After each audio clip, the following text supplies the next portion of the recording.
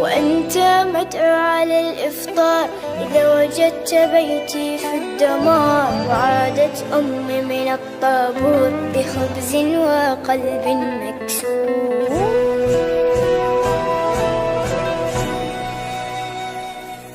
وأذنت مساجد ورنت الكنائس. جيران في الله أبواب بلا حارس.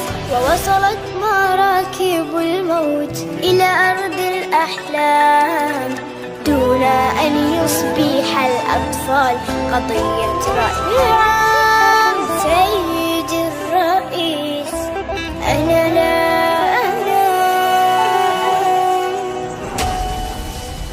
كلما أغمضت عيني أسمع انفجار. ويشتعل سريري دخانا ونار. ويخرج الخوف من باب الدولاب.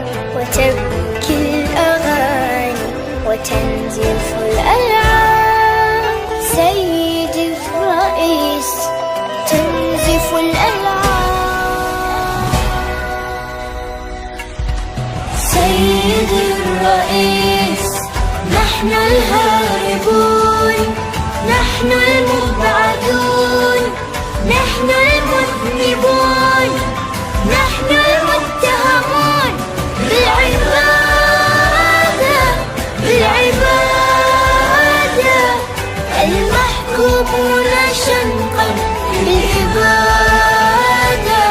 الذين قطعت ألسنتنا لأنها نطقت بالشهادة. بالشهادة. سيدي الرئيس سنفطر في القدس عاصمة فلسطين. يكتبها رب الأمنيات العالقة بين يا ليتنا. سنفطر في القدس عاصمة فلسطين.